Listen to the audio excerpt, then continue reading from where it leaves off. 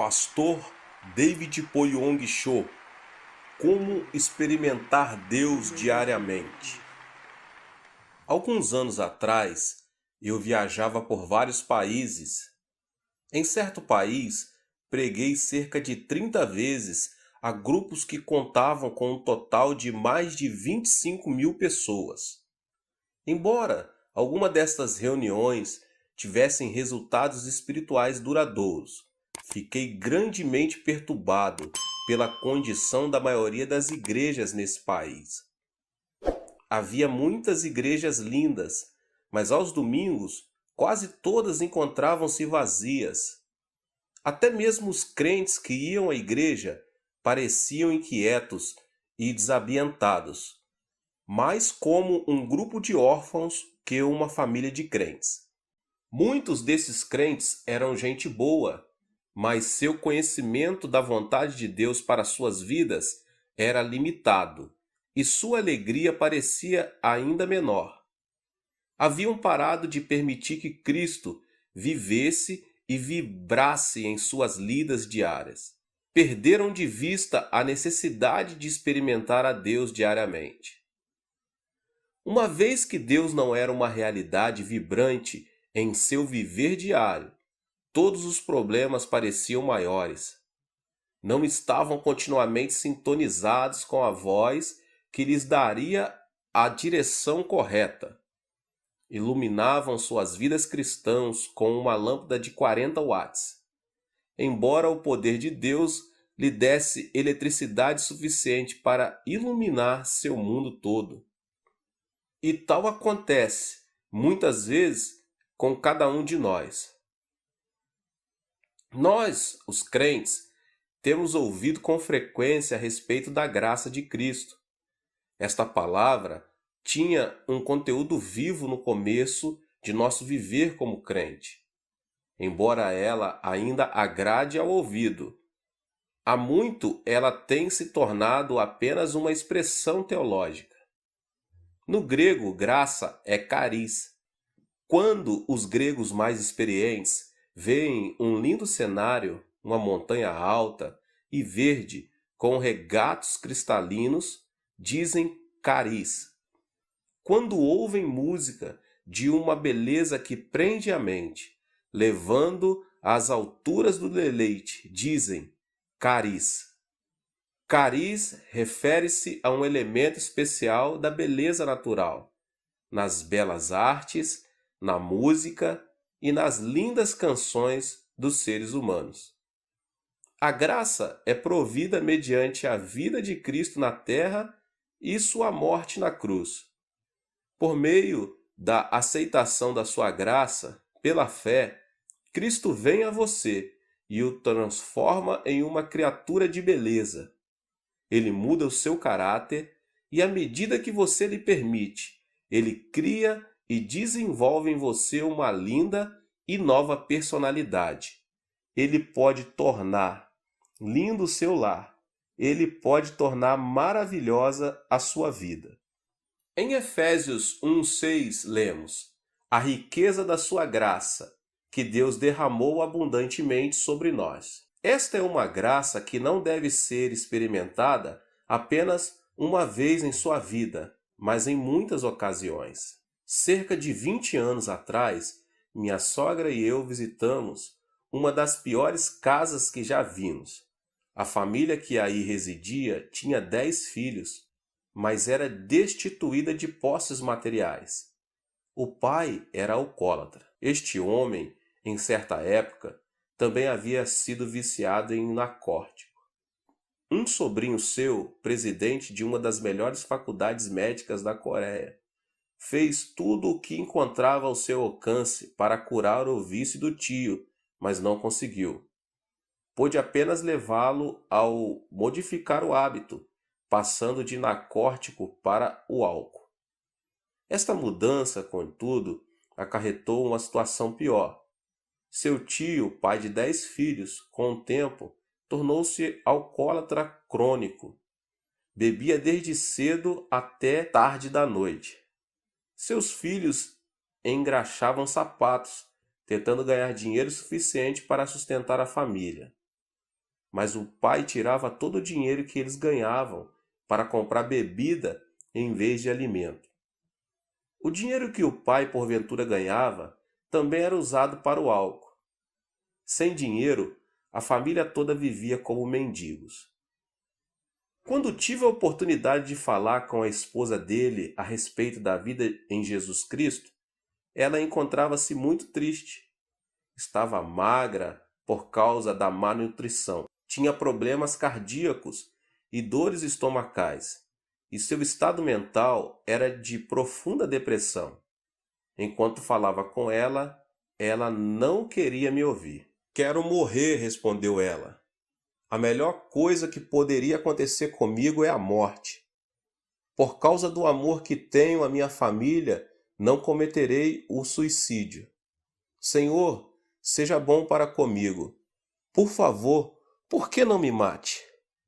Eu não vim aqui com a finalidade de matá-la, disse eu com firmeza. Vim aqui para falar-lhe da graça de Jesus Cristo. Mas ir para o céu não me importa, respondeu ela. Não me preocupo com o inferno. Tenho vivido no inferno em minha vida por muito tempo. Irmã, desafiei-a, gostaria de ver sua vida mudada? Gostaria de ver seu marido transformado? Gostaria de ver Cristo entrar em seu lar e tornar um lugar belo? Ah, isso não é possível, exclamou ela. E respondi, Jesus Cristo veio a fim de dar-lhe sua graça, um dom, e para ganhá-lo você não precisa pagar nada. Ele disse que sua graça seria suficiente para suprir todas as necessidades. Cristianismo é mais que belos ensinos, mais que mera religião.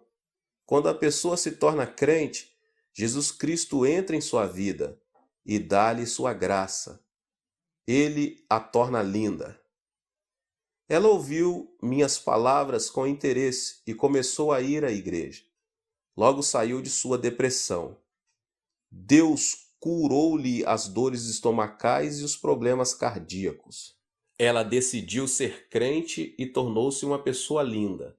Sua personalidade foi transformada pelo poder de Cristo. Desta época em diante, minha sogra e eu oramos com ela para que seu marido fosse liberto do alcoolismo.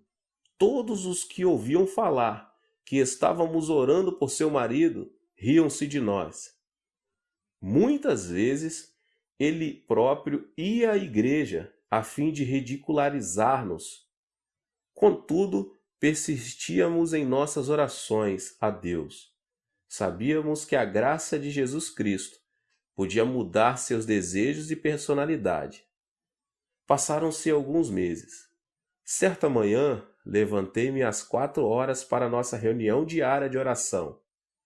Depois de apresentar o sermão, todos nós começamos a orar. De súbito, senti-me como se caísse em profundo sono. Parecia que meu espírito estava sendo levado e eu podia ver a glória do céu. Então a voz de Cristo falou ao meu coração. Meu filho, ouvi suas orações. Fiquei tomado de alegria, corri para minha sogra dizendo, Mãe, Jesus ouviu nossas orações. Mais tarde, enquanto tomávamos o café da manhã, um dos filhos do alcoólatra veio até minha casa. Em suas mãos, uma mensagem. O pai estava morrendo. Fiquei espantado. Foi naquela manhã que Cristo me havia dado a certeza de que ele ficaria bom. Minha sogra e eu corremos para a casa deles. Lá encontramos um homem próximo à morte. Sua esposa disse-nos tristemente, ele tem gritado a noite toda, está morrendo e ameaça matar-nos a todos.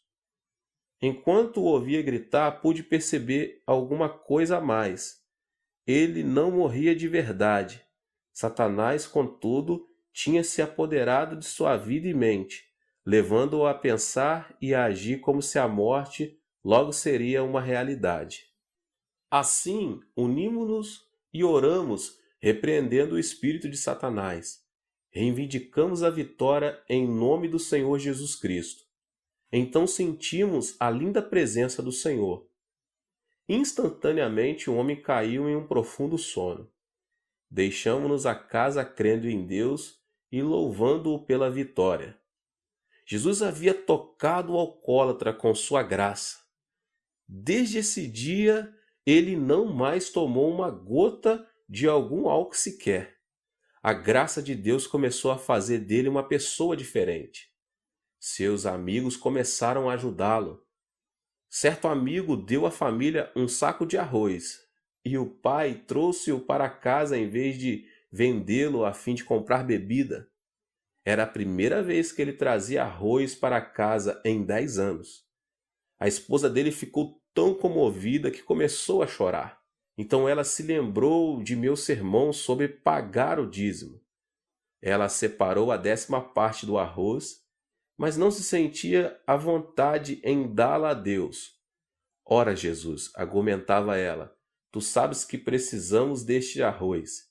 Compreenderás se não dermos o dízimo dele. Assim, ela colocou a 10ª parte do arroz de volta no saco. De novo, porém, lembrou-se do princípio divino do dízimo e novamente tirou um 10º. Depois de algum tempo, despejou o arroz de volta no saco. Era grande sua luta interior. Às 4 horas da manhã seguinte, com grande esforço, ela separou a 10ª parte do arroz novamente. Saiu de casa e começou a andar a caminho da igreja. Enquanto andava, lágrimas inundavam-lhe os olhos.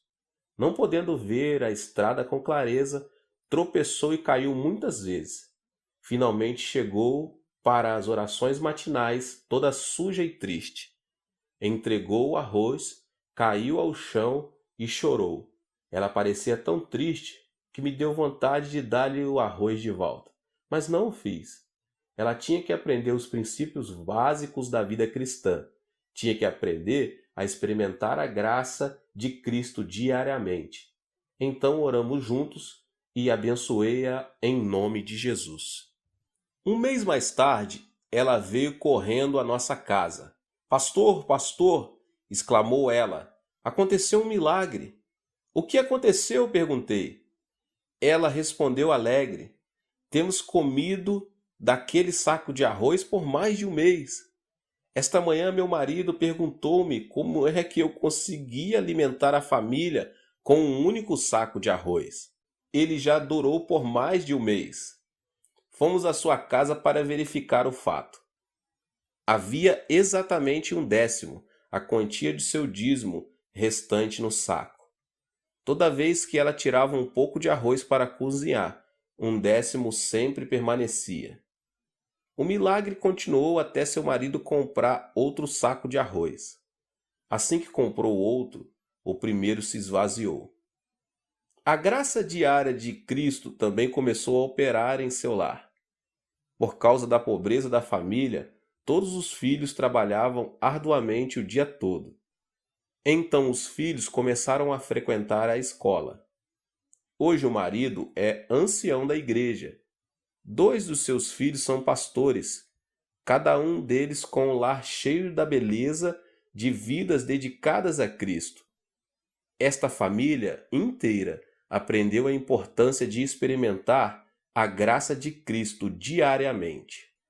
Há 4 palavras na língua grega para expressar diferentes tipos de amor. Uma palavra é eros. Este é o tipo de amor que sentimos pelo sexo oposto. Amo muito a minha esposa e ela também me ama.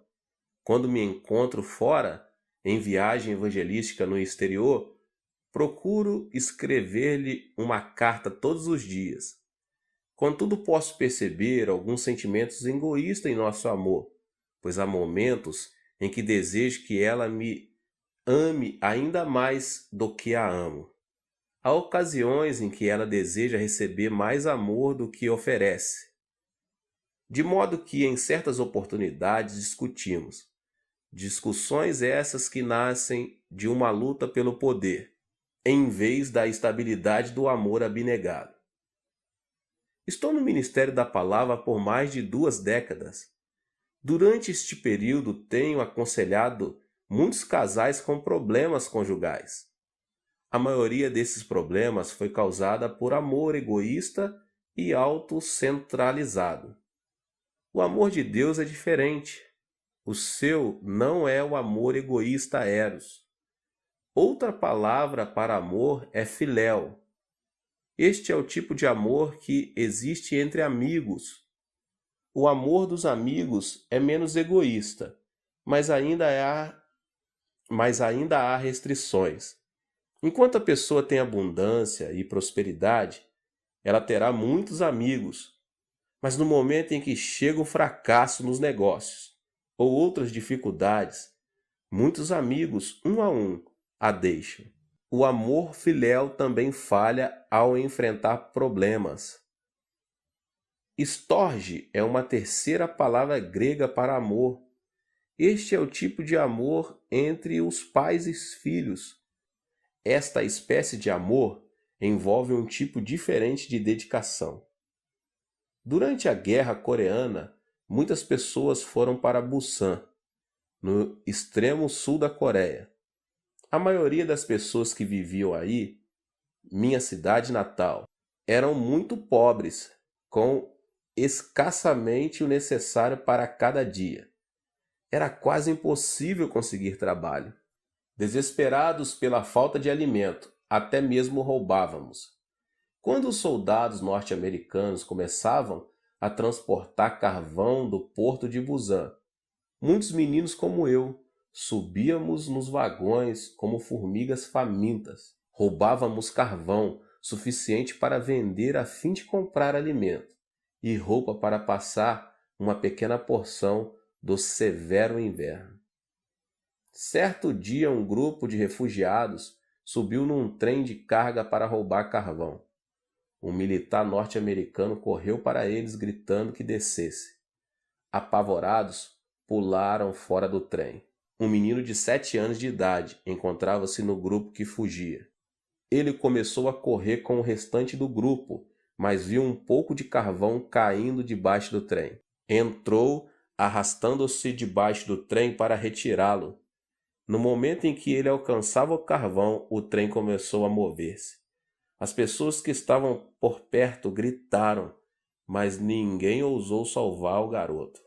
Então, um senhor de meia-idade correu para debaixo do trem. Com o impulso de sua força, ele empurrou a criança para fora, jogando-a de cima dos trilhos. Mas o homem já não estava seguro. A seguir, ouvimos o ruído dos ossos do homem, quebrando-se à medida que as rodas de aço estraçalhavam-lhe o corpo. O homem deu a vida por aquele menino. Era seu pai. Tal é o amor de pais cuidadosos. O amor Storge leva os pais a ações heróicas.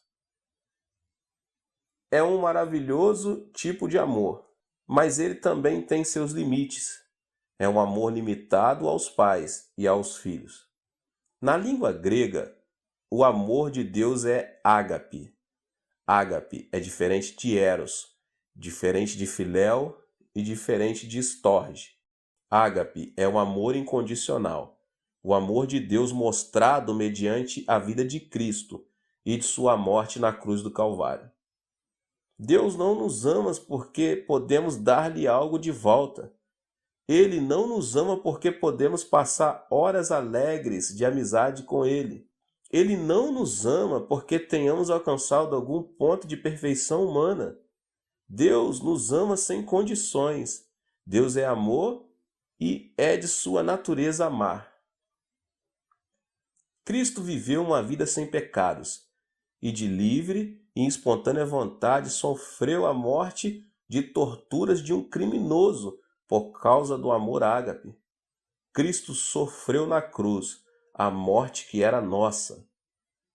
Por meio de Cristo, Deus provou que nos ama, a você e a mim, a despeito de nossos pecados, nossas fraquezas e do fato de não merecermos o seu amor.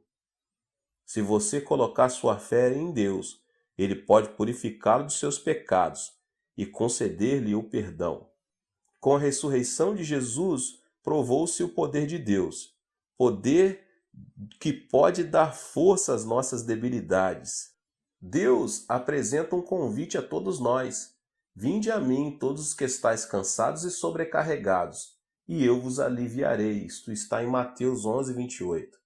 O amor de Deus é amor para hoje, amor pelo qual você e eu podemos viver. Jamais tenha dúvida de que você é profundamente amado por Deus. Você tem a habilidade e o privilégio de falar diariamente com Ele, diretamente com Ele também. Não se preocupe com os pecados passados. Deus pode conceder-lhe perdão mediante a fé em Cristo. Não se preocupe com os seus fracassos. Deus pode dar-lhe a força para vencer e ter sucesso. Não se preocupe com suas insuficiências. Mediante Cristo você é fortalecido. Não se preocupe com suas frustrações. Deus mostrou que a frustração última, a morte, é impotente perante sua vontade. Grande parte da Bíblia ocupa-se com o relato do amor de Deus ao homem. Leia-a diariamente e deixe que ela fale do amor de Deus a você. Faça da oração parte de suas atividades diárias. Converse com Deus com honestidade e do íntimo do seu coração em mente. Permita que Deus lhe responda com palavras de amor e sabedoria. Deus o ama profundamente. Paulo termina a segunda carta aos Coríntios com estas palavras: A graça do Senhor Jesus Cristo e o amor de Deus e a comunhão do Espírito Santo seja com todos vocês. 2 Coríntios 13:13.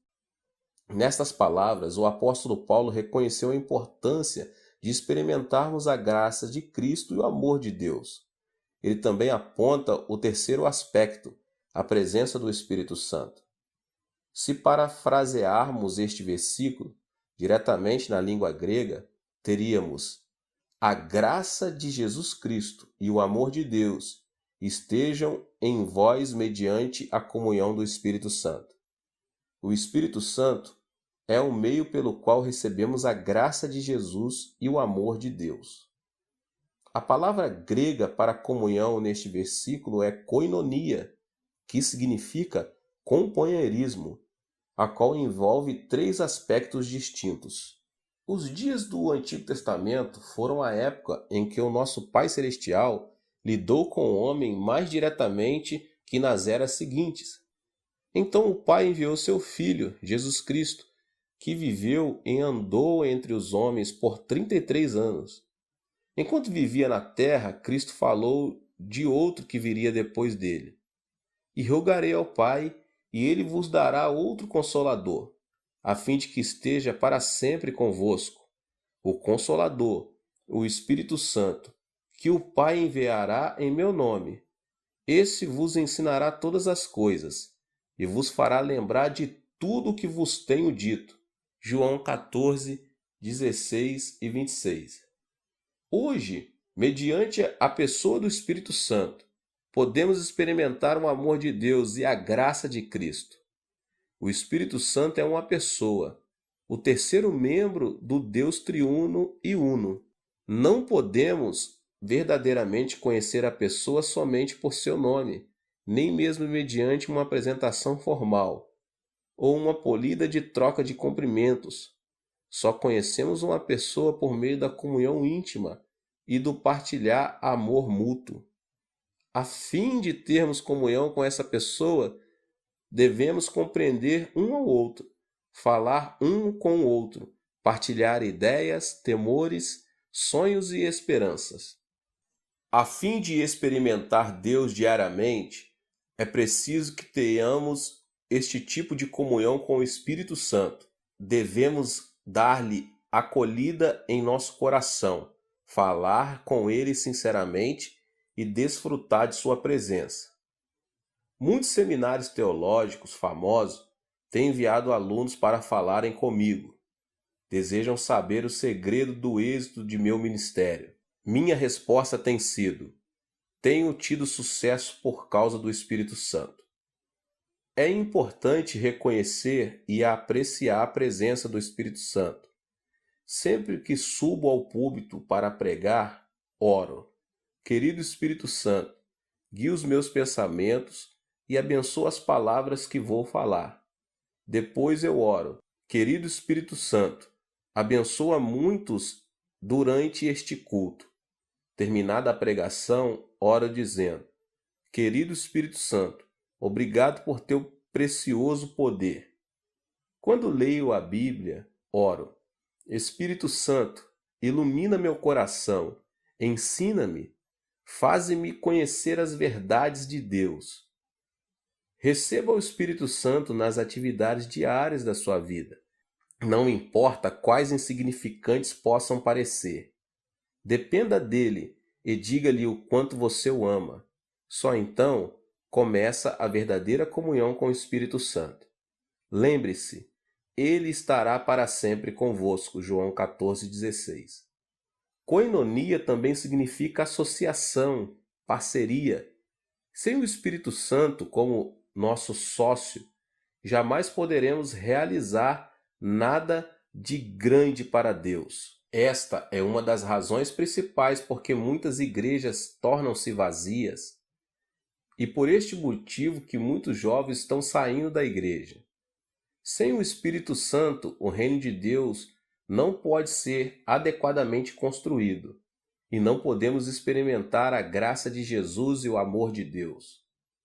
Quando vou a outros países, onde falam uma língua que não conheço, tenho de usar intérpretes a fim de comunicar-me com as pessoas. Falo em inglês e o intérprete traduz meus pensamentos e minhas palavras para a sua língua nativa. Em certo sentido, somos parceiros. Se esta parceria funcionar bem, o culto terá êxito. Se nossa parceria for rompida, as pessoas que nos ouvem não compreenderão a mensagem e o culto será um fracasso. Você já parou para pensar que pode ter existido fracassos espirituais em sua vida de fé? Fica a imaginar porque há pouco êxito em sua vida de oração? Você sabe por que os milagres não são abundantes em seu andar cristão? É porque você tem falhado em sua associação diária adequada com o Espírito Santo.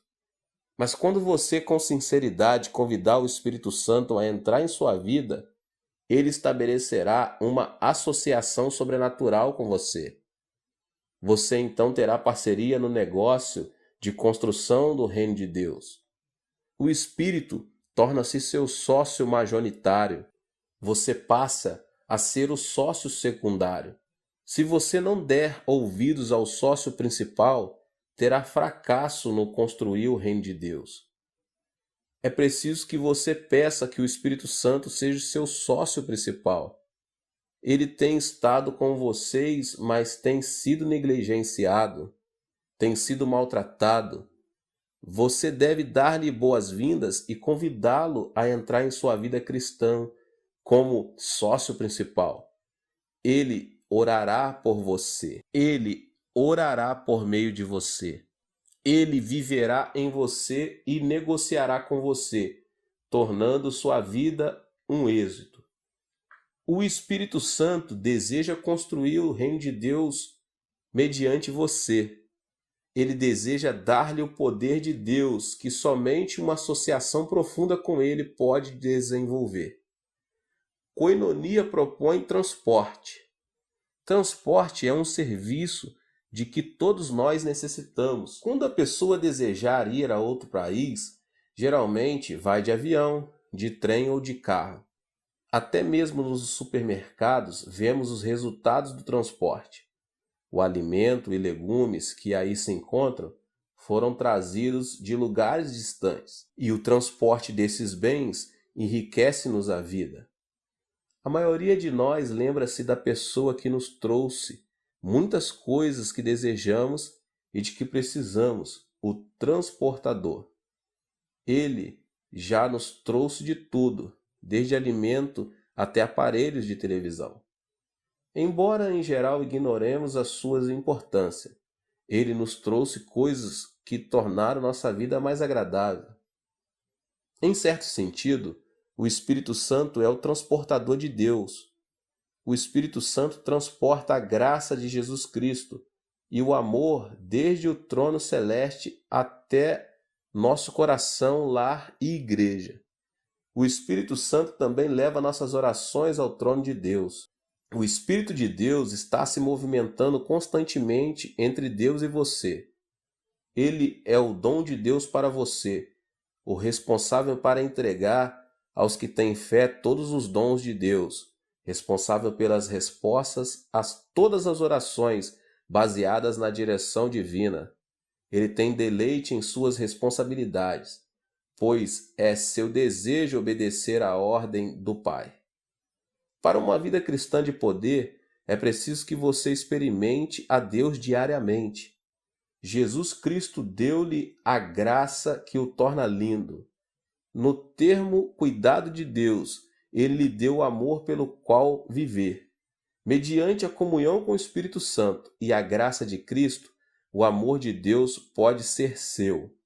Faça do Espírito Santo seu sócio principal e deixe que o poder, a graça e o amor de Deus fluam livremente em sua vida. Experimente a Deus diariamente e permita que a vibração dessa experiência irradie para todos os que estão ao seu redor. Deus te abençoe mais uma vez. Espero que você tenha gostado. Se inscreva aqui no canal e ative as notificações para que você não perca nenhum vídeo. Tem muitos vídeos aqui do pastor David Poyong Cho. Não esqueça de deixar aqui o seu like e também compartilhar com as pessoas que você mais ama. Deus te abençoe.